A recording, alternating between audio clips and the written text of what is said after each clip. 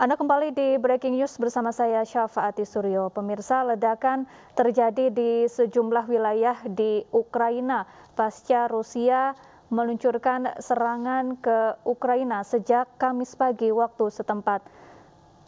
Ledakan terjadi di beberapa wilayah, tidak hanya di kota Kiev yang merupakan ibu kota Ukraina, tapi di beberapa daerah lainnya, dan hingga kini situasi di sana masih memanas. Selain di Kiev, ledakan juga terjadi di Kramatorsk yang merupakan kota tempat banyak anggota pers asing kini sedang mengikuti perkembangan terbaru di sana. Ledakan selain itu juga dilaporkan terjadi di kota Kharkiv, Mariupol, Mykolaiv, dan Odessa. Ledakan ini terjadi dimulai dengan adanya serangan misil.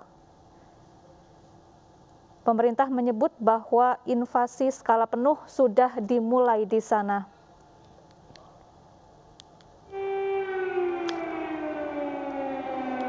Dan pemirsa, kini kami sudah tersambung dengan anggota Komisi 1 DPR RI, ada Ibu Christina Aryani. Selamat siang, Bu Christina. Ya, selamat siang, Mbak Syafa. Ya, Bu Christina, apakah DPR sudah koordinasi dengan pihak pemerintah mengenai update terbaru perkembangan situasi warga negara Indonesia yang ada di sana? Seperti apa, Bu? Ya, jadi sebetulnya koordinasi ini sudah intensif kami lakukan sejak 13 Februari yang lalu ya dengan dubes kita di KBRI Kiev untuk memonitor bagaimana rencana mitigasi atau rencana kontingensi jika sampai ketegangan di Ukraina eskalasinya terus meningkat. Saat ini ada 148 orang WNI kita di Ukraina di berbagai kota, dan semua ini sudah dihubungi satu persatu oleh KBRI, koordinasi dan komunikasinya juga intens, jadi ada WA group untuk informasi dan juga hotline yang bisa dihubungi setiap saat. Jadi terakhir kali itu situasinya masih kondusif sehingga WNI kita belum memilih untuk evakuasi. Namun demikian rencana evakuasi itu sudah matang dipersiapkan dalam hal ini oleh pemerintah, Kemenlu, KBRI, dan juga pihak terkait lainnya. Pagi ini pasca mendengar berita kami juga sudah komunikasi dengan dubes kita di Ukraina, dan saat ini tengah dimonitor dampak dari ledakan yang terjadi, apakah evakuasi itu akan segera dijalankan hari ini. Demikian, Mbak Siva. Ya.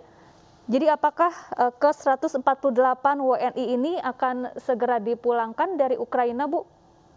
Kami akan melihat, tentunya nanti dubes akan melihat ya bagaimana situasinya, karena 148 orang ini juga tersebar tidak hanya di satu atau dua kota, mana yang kira-kira dirasakan sudah perlu untuk segera evakuasi atau mana yang dirasakan masih aman. Ini semua kami serahkan kepada mereka untuk menilai saat ini, tentunya dengan nanti melaporkan dan koordinasi dengan kami sembari dimonitor eskalasi ataupun langkah-langkah selanjutnya yang terjadi dan perlu dilakukan.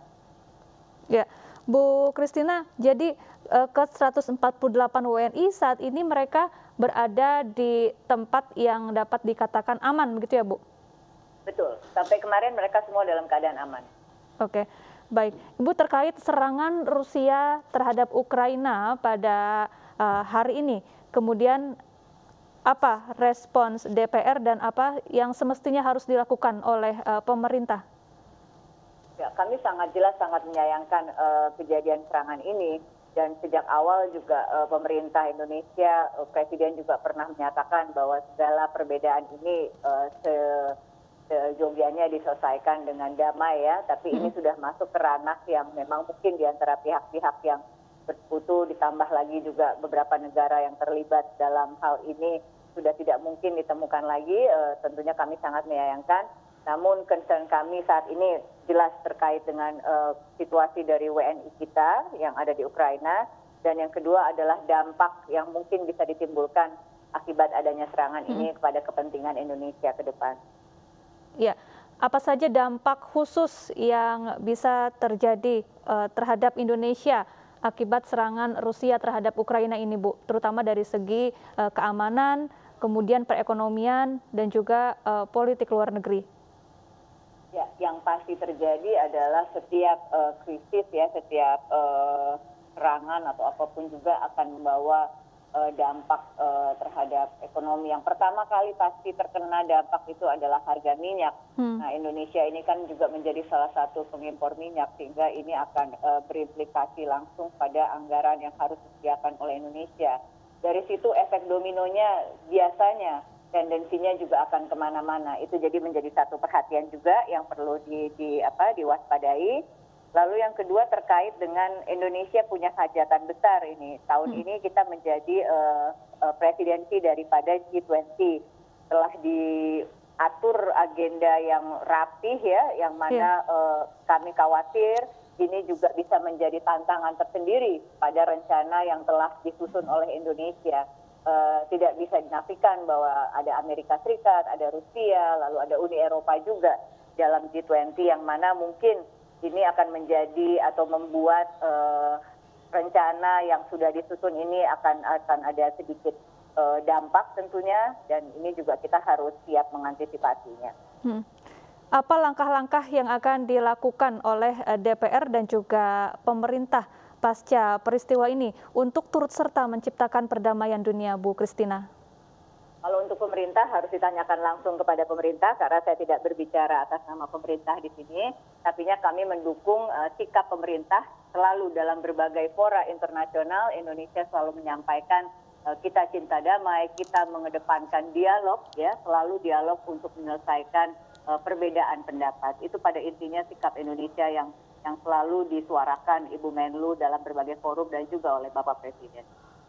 Baik, terima kasih Ibu Christina Aryani, anggota Komisi 1 DPR RI telah bergabung bersama kami di Breaking News. Dan pemirsa, Breaking News masih akan kembali, namun usai jeda tetaplah bersama kami.